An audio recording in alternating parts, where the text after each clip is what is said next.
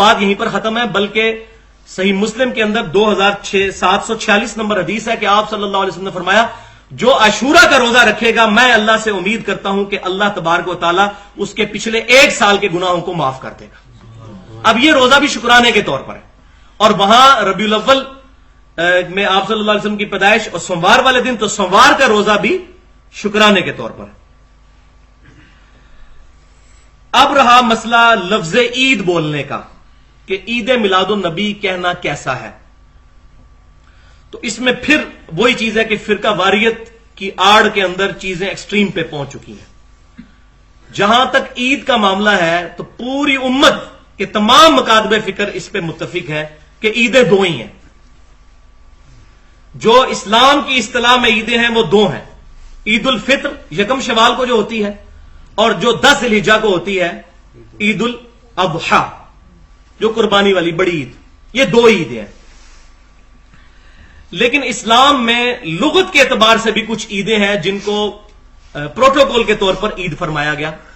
جیسے میں نے پہلے بھی حدیث بیان کی، میں دوبارہ بیان کر دیتا ہوں، یہاں پر ضروری ہے کہ صحیح بخاری میں کتاب الایمان چیپٹر میں 45 نمبر حدیث، اور صحیح مسلم میں کتاب التفسیر چیپٹر میں 7527 نمبر حدیث ہے۔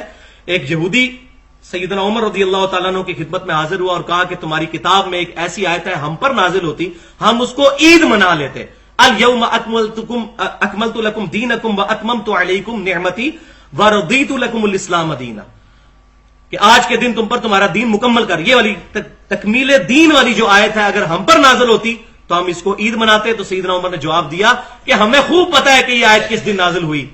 یہ آیت نبی صلی اللہ علیہ وسلم پر جمعے کے دن تو نازل ہوئی تھی، یوم عرفہ والے دن۔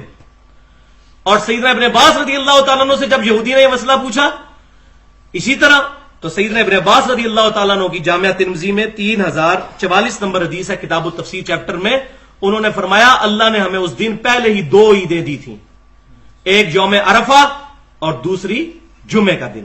تو 52 جمعے بھی سال میں آتے ہیں، یہ بھی عید ہے، یوم عرفہ بھی عید ہے۔ لیکن یہ عیدیں جو ہیں یہ لغت کے اعتبار سے عیدیں ہیں۔ عید کہتے ہیں بار بار آنے والا دن، لوٹ کر آنے والا دن، لیکن جو شریعت کی اصطلاح میں عیدیں ہیں وہ 2 ہی رہیں گی۔ اب اس کو میں مزید پھر ایڈریس کرتا ہوں، لیکن یہاں میں ایک بات عرض کر دوں کہ بعض لوگ پھر یہ کہتے ہیں کہ جی عید کے دن تو روزہ ہی نہیں ہوتا، تو یہ بھی ایک غلط سٹانس ہے کہ اگر کوئی بندہ عید والے دن روزہ رکھ لے تو روزہ نہیں ہوتا۔ وہ کون سی عید کا روزہ نہیں ہوتا؟